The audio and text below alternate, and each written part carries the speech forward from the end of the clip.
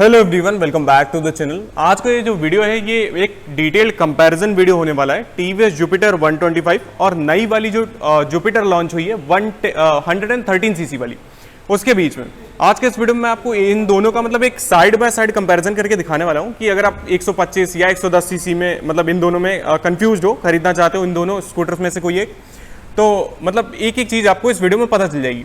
तो वीडियो में हम लोग आगे बढ़े उससे पहले special thanks to Saurabh TVS for helping me out. अगर आपको मतलब टीवीएस की लाइनअप का कोई भी प्रोडक्ट खरीदना है, शोरूम को कांटेक्ट कर सकते हो। जो डिटेल्स हैं वो नीचे डिस्क्रिप्शन बॉक्स में मिलेंगी आपको। अब सबसे पहले बात करते हैं चाबी की। तो इन दोनों में सेम चाबी मिलती है इस तरह की, कोई वेव की नहीं है। इस तरह की चाबी है, लोगो है एक तरफ और एक तरफ ब्रांडिंग है, इस तरह की चाबी मिलेगी। ठीक है, चाबी सही मिल जाती है। उसके बाद में जब अपन लोग बात करते हैं इन दोनों के वेरिएंट्स की, कौन कौन से वेरिएंट आते हैं यहाँ पे, तो इन दोनों में चार वेरिएंट जो है ऑफर किए जाते हैं और 6 कलर ऑप्शन दोनों में आते हैं। अभी मेरे पास जो मॉडल है इन दोनों के वो टॉप मॉडल है, तो ये स्मार्ट एक्स कनेक्ट वाले मॉडल हैं दोनों, जिसमें डिस्क ब्रेक आएगी। तो दोनों में ये मॉडल जो है मिल जाते हैं टॉप मॉडल। और उसके बाद में जब अपन लोग बात करते हैं डिज़ाइन की, स्टाइलिंग की, तो यहाँ पे जो मेन डिफरेंस देखने को मिलता है, सबसे पहले तो डिज़ाइन का डिफरेंस जो है वो देखने को मिलता है। तो यहाँ पे आप जो नई वाली जुपिटर है उसका डिज़ाइन सबसे पहले देखो, तो यहाँ पे अपने पास मतलब एलईडी हेडलैम्प की जो यूनिट है वो देखने को मिलेगी। इस तरह की मतलब हेडलैम्प की यूनिट जो है यहाँ पे प्लेस की गई है। पियानो ब्लैक कलर में ये पैनल मिल जाता है जिसमें स्मार्ट एक्स कनेक्ट का स्टिकर जो है वो लगा हुआ है। तो इसमें ब्लूटूथ वाले सारे फीचर्स आ ही जाएंगे। आप मतलब इसको फ़ोन से कनेक्ट करके सारे जो फीचर्स हैं वो एक्सेस कर सकते हो। जब आप इसकी फ्रंट की बात करते हो तो यहाँ पे पहले ब्रांडिंग हुआ करती थी टीवीएस की, अब यहाँ पे लोगो आएगा इस तरह का 3D में। और ये जो मतलब कनेक्टेड DRLs दिए हैं ये थोड़ा सा मतलब इसका जो लुक है उसको एक नयापन देते हैं। ओवरऑल डिज़ाइन जो है वो काफ़ी फ्रेश नया लगता है। तो इस तरह के DRL जो है वो यहाँ पे ऑफर किए जाते हैं। और एक चीज़ है, जैसे आप इंडिकेटर्स या हजार्ड की बात करोगे तो इसी बटन को आप लॉन्ग प्रेस करते हो अगर 3 सेकंड तक, तो इसमें हजार्ड जो है ऑन हो जाते हैं। और इसमें क्या किया है कि अलग से इंडिकेटर ना देख के यहीं पे मतलब इसी में इंटीग्रेट किए गए हैं इसके इंडिकेटर्स। तो यहाँ पे इंडिकेटर की जो प्लेसमेंट है वो देखने को मिलती है।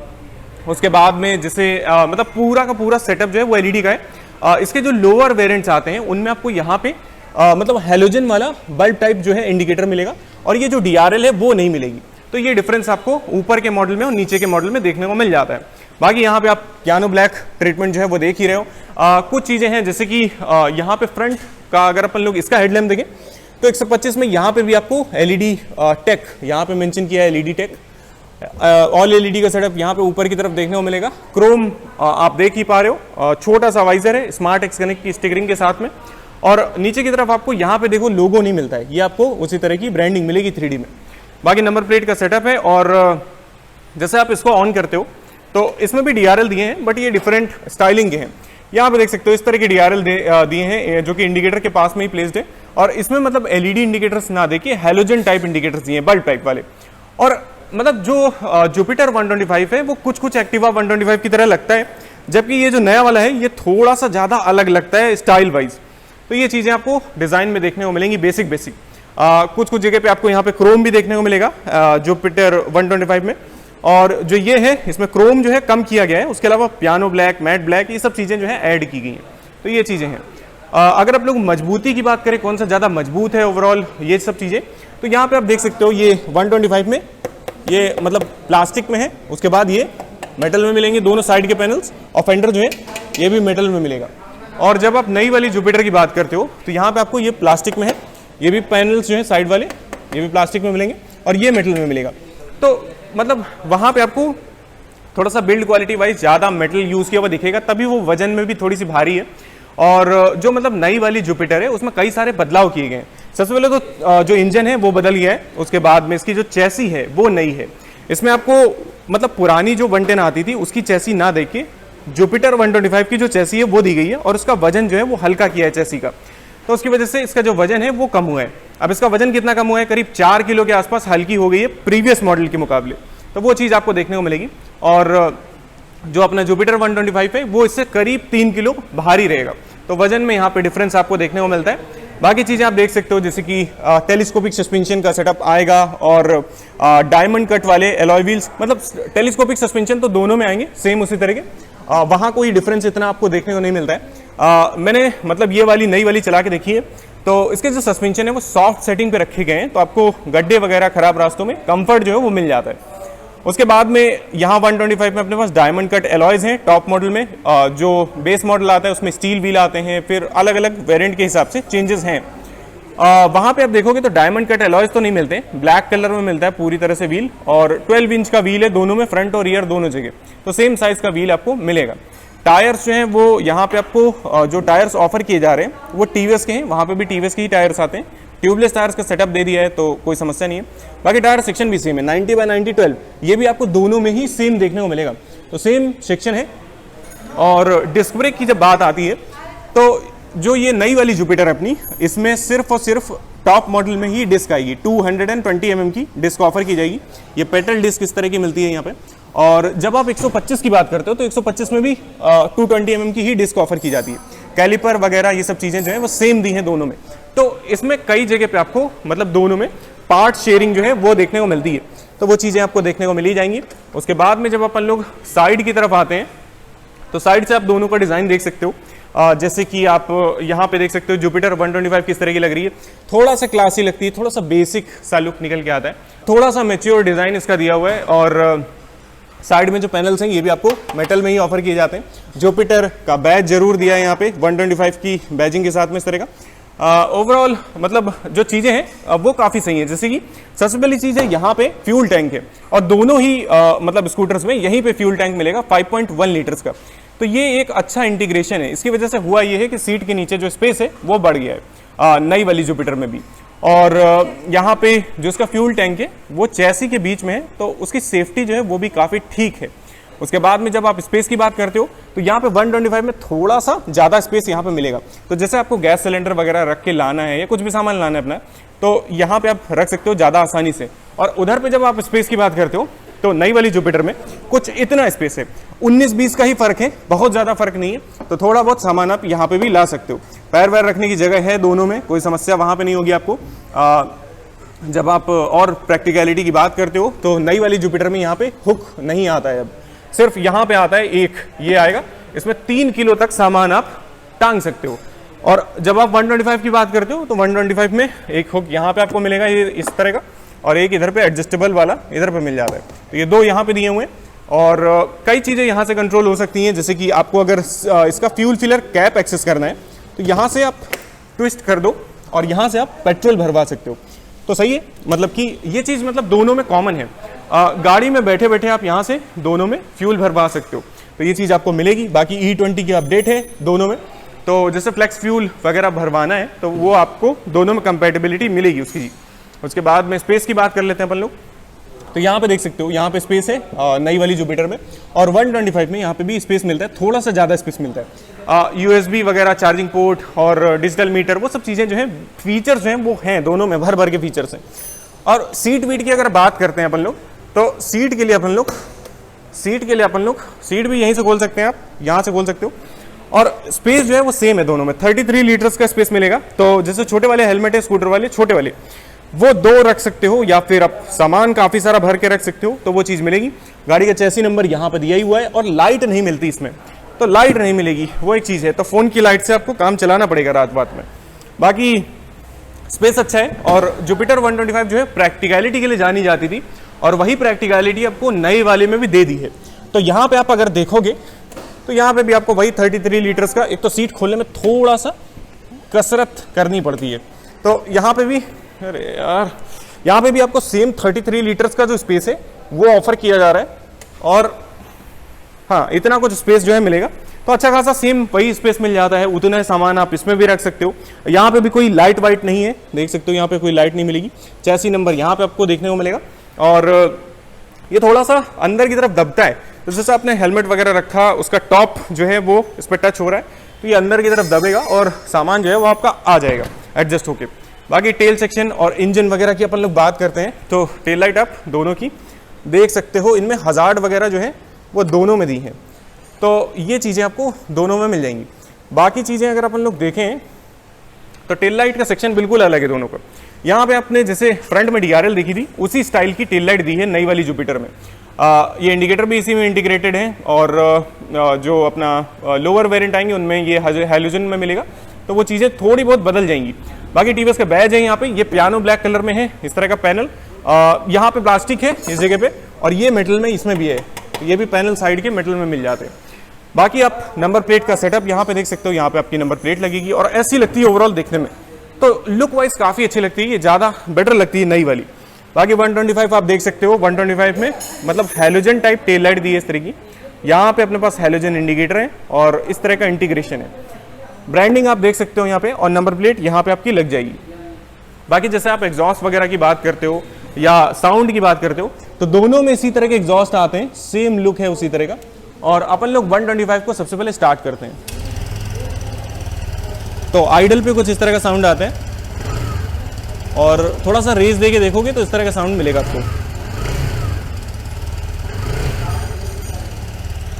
इस गाड़ी में थोड़ी बहुत मतलब वाइब्रेशंस देखने को मिलते हैं, जैसे कि आप हैंडल बार वगैरह देखोगे तो यहाँ पे थोड़े बहुत वाइब्रेशंस मिरर में मिलेंगे, आइडल पे और सीट पे मिलेंगे, और जब इसको आप चलाना स्टार्ट करोगे तो उसके बाद वाइब्रेशन जो हैं वो चले जाते हैं। और नई वाली जुपिटर की जब बात करते हो तो इसका इंजन जो है, इसके इंजन रिफाइनमेंट में काफ़ी ज़्यादा काम किया है कंपनी ने, तो यहाँ पे आपको जो इंजन है वो ज़्यादा स्मूथ मिलता है। अब यहाँ पे भी स्टार्ट कर लेते हैं इसको अपन लोग, तो इसका एग्जॉस्ट साउंड सुनो आप, तो इस तरह का साउंड मिलता है अपने को आइडल पे। और थोड़ा सा रेस देते हैं,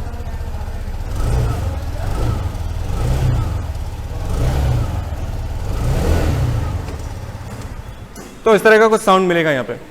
व्हील साइज सेम है, पीछे भी 12 इंच का ही व्हील मिल जाता है, वही सेम साइज है दोनों का। टायर की विड्थ भी सेम है। और जैसे आप इंजन की बात करते हो तो यहाँ पे जो 125 में इंजन है, 125 सीसी का सिंगल सिलेंडर इंजन जो है वो ऑफर किया जाता है, फ्यूल इंजेक्टेड।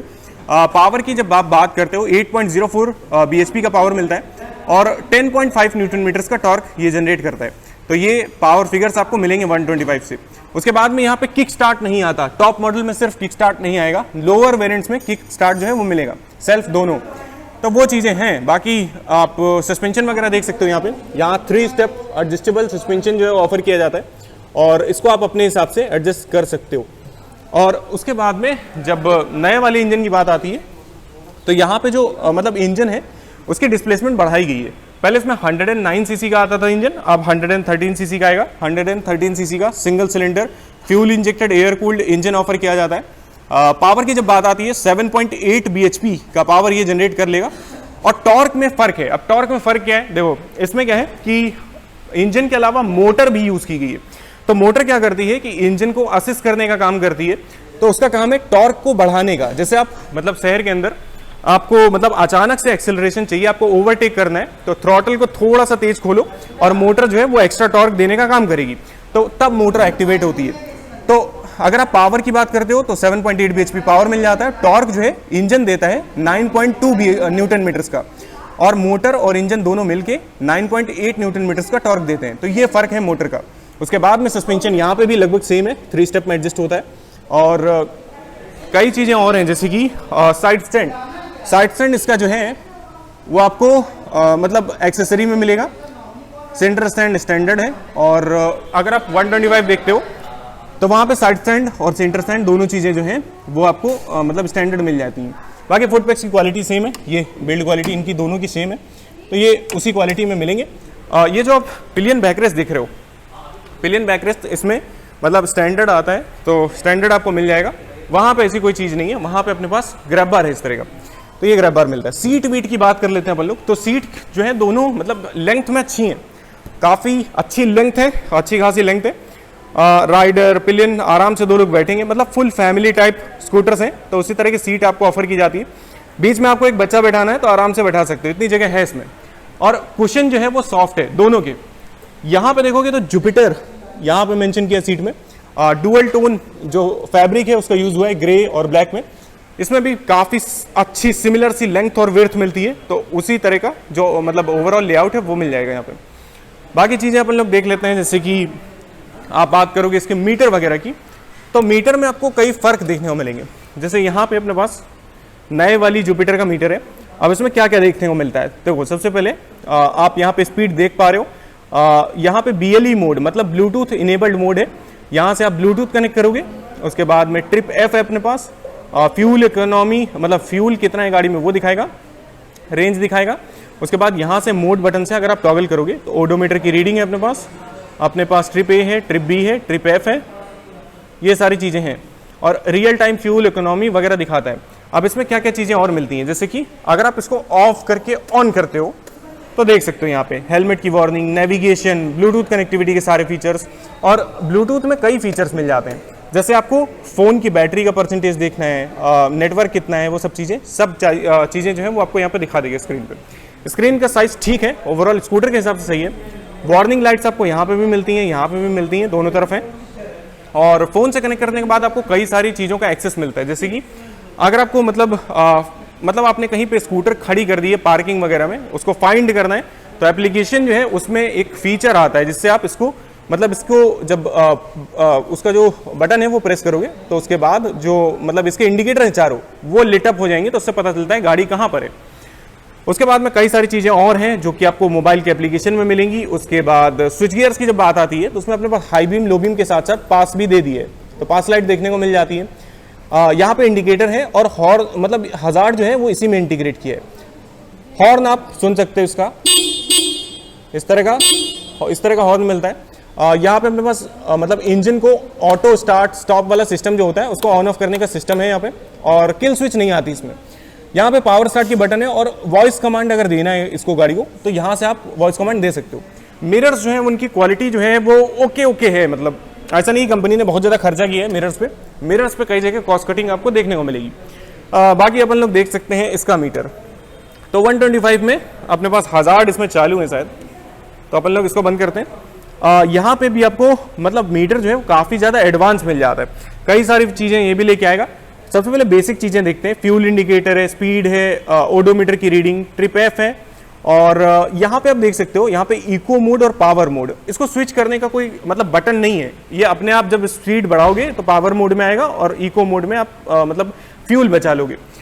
यहाँ पे बटन है एक, यहाँ पे है मोड और सेट की, तो यहाँ से अगर आप टॉगल करते हो तो आप आरपीएम जो है वो देख सकते हो, और उसके अलावा एवरेज फ्यूल इकोनॉमी कितनी है वो देख सकते हो, रेंज जो है वो देख सकते हो, बैटरी वोल्टेज दिखाएगा, उसके बाद में इंस्टेंटेनियस फ्यूल इकोनॉमी कि गाड़ी चलाते टाइम पे कितना माइलेज दे रही वो दिखाएगा, क्लॉक दिखाएगा, डेट दिखाएगा, और राइडिंग सिंस कितने टाइम से चला रहे हो वो सब दिखाएगा।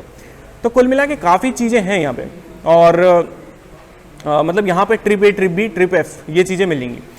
इसमें भी आपको ब्लूटूथ कनेक्टिविटी, नेविगेशन और वो सारे एडवांस फीचर्स मिल जाते हैं। इसमें भी आपको एप्लीकेशन में कई सारे फीचर्स मिलेंगे, क्रिकेट स्कोर तक देख सकते हो, इतना एडवांस मीटर है ये, तो कई चीज़ें मिलती हैं। स्विच गियर सेम है तो उसके बारे में बार बार बताने का कोई सेंस नहीं है। हॉर्न सुनो इसका भी, तो लगभग वही टीटी वाला हॉर्न मिल जाता है।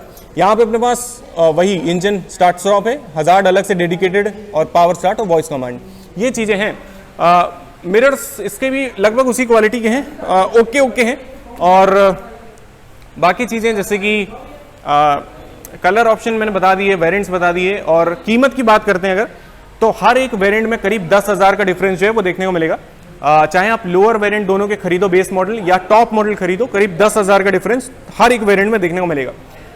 अगर आप टॉप मॉडल की बात करते हो तो दोनों के जो टॉप मॉडल हैं वो अलग अलग प्राइस के हिसाब से आते हैं। यहाँ पे जो ये वाला नया जुपिटर है उसकी जो ऑन रोड कीमत है टॉप मॉडल की 1,05,000, 1,05,000 में ये ऑन रोड पड़ेगा बिना एक्सेसरीज के। अगर आपको एक्सेसरीज लेनी है, हेलमेट लेना है, साइड स्टैंड लगवाना है, उसकी कॉस्ट जो है वो आपको अलग से देनी पड़ेगी। जुपिटर 125 की जब बात आती है तो उसका जो टॉप मॉडल है वो 1,17,000 का पड़ता है, तो 12,000 का डिफरेंस आपको देखने को मिल रहा है यहाँ पे करीब करीब टॉप मॉडल में। और इसमें भी एक्सेसरीज नहीं जोड़ी गई हैं, एक्सेसरीज अलग से मिलेंगी, तो ये डिफरेंसेस हैं। अब अगर आप वर्डिक्ट की बात करोगे कि कौन सा खरीदना चाहिए, तो अगर मुझे खरीदना होगा तो मैं जुपिटर ये 113 वाला लूँगा, ये वाला। इसका रीज़न ये है कि थोड़ा सा ज़्यादा मॉडर्न लगता है, हर एक चीज़ LED में दी है, उसके अलावा कुछ चीज़ें थोड़ी सी ज़्यादा एडवांस है, जैसे कि इसमें जो वजन इसका कम है उसकी वजह से माइलेज एक तो ज़्यादा मिल जाएगा, तो वो सब चीज़ें आपको देखने को मिलती हैं। इंजन के साथ साथ जो बैटरी और मोटर वाला सिस्टम है उसकी वजह से भी माइलेज जो है वो ज़्यादा मिलेगा। चलाने में हल्का है तो आसान है, और यहाँ पे जो है ये इसका खरीदने का रीज़न ये होगा कि आपको थोड़ा सा ज़्यादा मजबूती चाहिए तो आप इसको खरीद सकते हो। ये वाला मीटर जो है ये अगर आपको पसंद आता है तो आप इसको खरीद सकते हो। और ये जो ओवरऑल स्टाइलिंग इसकी दी है, अगर ये क्लासी स्टाइलिंग पसंद आती है तो आप इसकी तरफ जा सकते हो। तो ये चीज़ें हैं जो आपको इन दोनों में देखने को मिलती हैं। बाकी मैंने लगभग सारी चीज़ें कवर करी हैं। अगर माइलेज की बात करें तो इन दोनों में माइलेज का थोड़ा सा डिफरेंस देखने को मिलता है। जुपिटर 125 जो है 45 से 50 तक का माइलेज निकाल सकता है और ये जो है ये 50 से 55 तक का माइलेज निकाल सकता है। तो इतना डिफरेंस आपको देखने को मिलेगा दोनों में। बाकी अगर आपको कोई सवाल पूछना है इन दोनों स्कूटर से रिलेटेड तो आप कमेंट सेक्शन में पूछ सकते हो। वीडियो में कुछ भी पसंद नापसंद आया है वो भी आप नीचे कमेंट करके बता सकते हो। आज का ये वीडियो अपन लोग यहीं तक रखने वाले हैं। I hope you like the video and thanks for watching.